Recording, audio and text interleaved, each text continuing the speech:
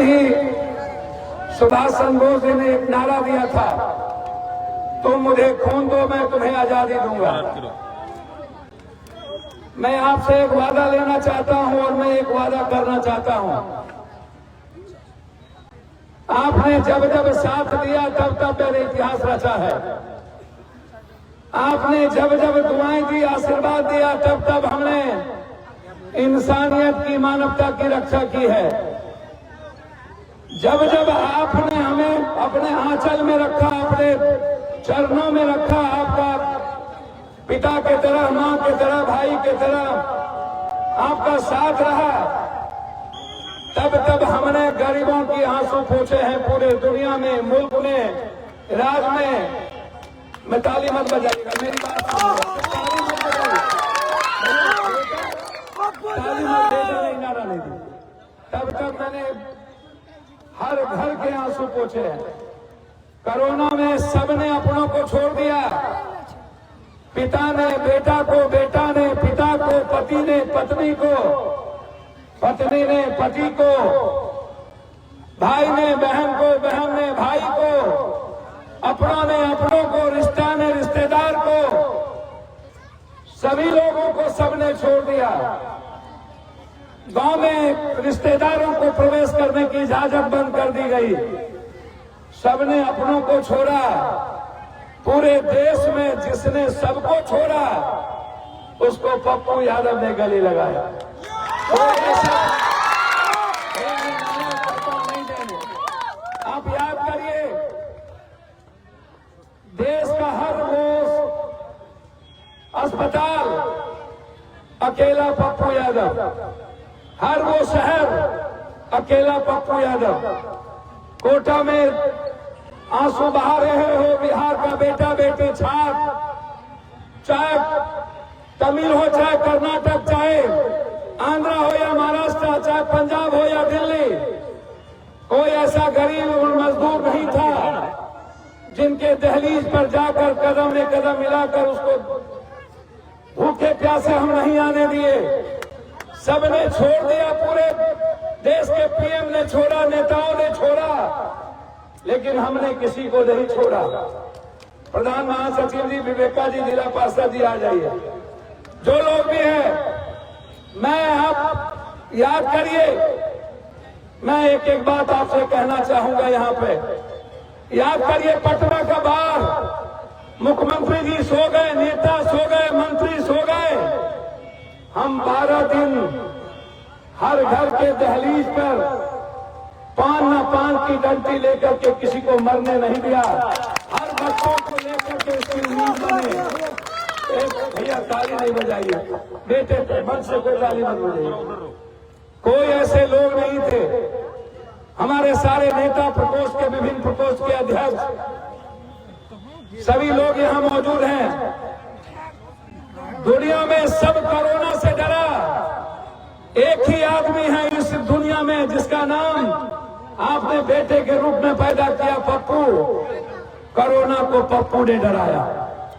हम कोरोना से नहीं डरे, हम कोरोना से लड़े। हमने हर घर पे दस्तक दी, चाहे वो ऑक्सीजन हो, चाहे रेमडेसिविर हो, चाहे दवाई हो, चाहे 2 रुपया हो, चाहे 1 रुपया हो। आप याद करिए, इसीलिए मैंने आपको कहा, सुभाष चंद्र बोस ने कहा था कि तुम मुझे खून दो मैं तुम्हें आजादी दूंगा। मैं इतने बड़े आवाम से कहना चाहता हूं, आप सिर्फ अपना साथ और आशीर्वाद दें।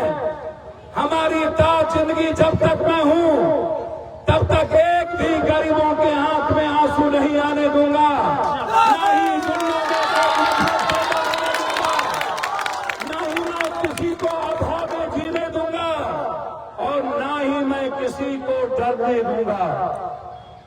मेरी जिंदगी का एक ही मकसद है, आपकी खुशी, आपका मुस्कुराहट। आपकी याद करिए वो भी 90 का दिन।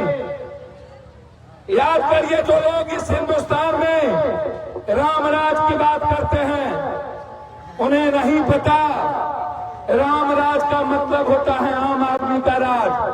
रामराज का मतलब होता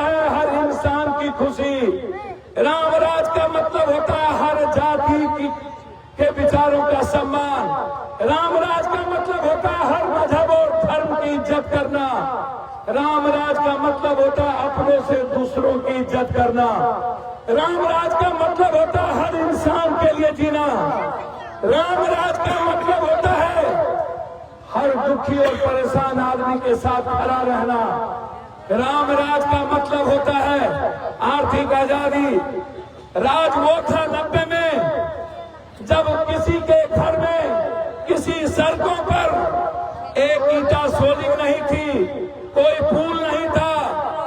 याद करिए 90 का वो दिन, हर घर से ट्रैक्टर मैंने मंगाया था और सरकारी पोल नहीं भेजी थी।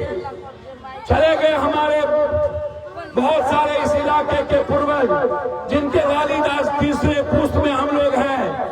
चले गए इस चक्रा के बहुत सारे हमारे बुजुर्ग जिसकी दुआएं पप्पू यादव के साथ हुआ करता था। चले गए लल्लू बाबू जो अपनी जिंदगी का मकसद पप्पू यादव के लिए जीने का मकसद रखते थे।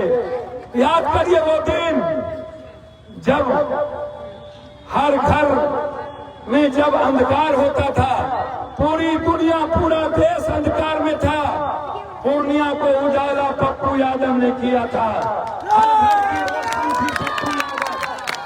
हर घर की उम्मीद थी पप्पू यादव, हर घर का सपना था पप्पू यादव, हर घर का विश्वास था पप्पू यादव। याद करिए पूर्णिया और बिहार के उस डॉक्टर का आतंक जो गलत डॉक्टर थे। मैं सही डॉक्टर के खिलाफ नहीं कभी रहा। आप याद करिए जब एक भी गरीबों का शोषण नहीं हो सकता था।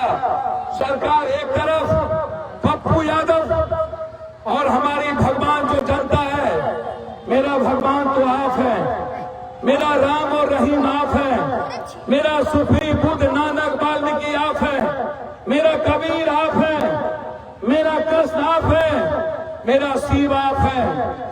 मुझे कहीं भगवान ढूंढने की जरूरत नहीं है। मैं तो भगवान इंसान की खुशियों में ढूंढता हूँ। मैं तो भगवान इंसानों के मुस्कुराने के अवसर में ढूंढता हूँ। मैं तो भगवान जब इस देश इस बिहार, आज अखबार का सर्वे आया कि पूरे भारत में सबसे ज्यादा गरीब पूर्णिया है, सबसे ज्यादा गरीब सहरसा है, सुपौल है, सबसे ज्यादा गरीब अररिया है, सबसे ज्यादा गरीब किशनगंज है, सबसे ज्यादा गरीब कटिहार है। कब आएगा रामराज? तब आएगा रामराज जब गरीबी खत्म होगा।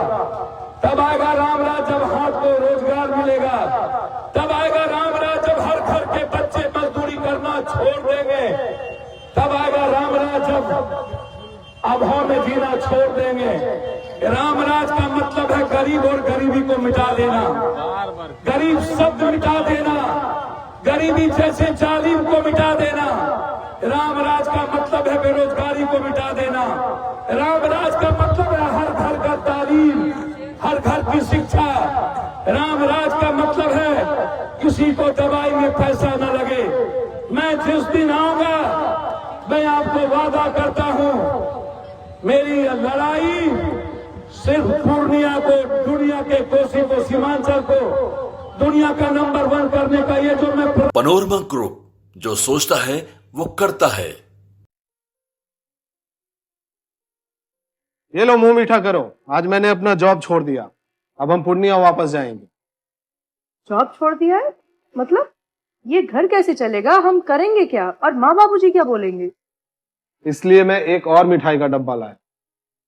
अपने बिजनेस के लिए लोन अप्रूव हो गया।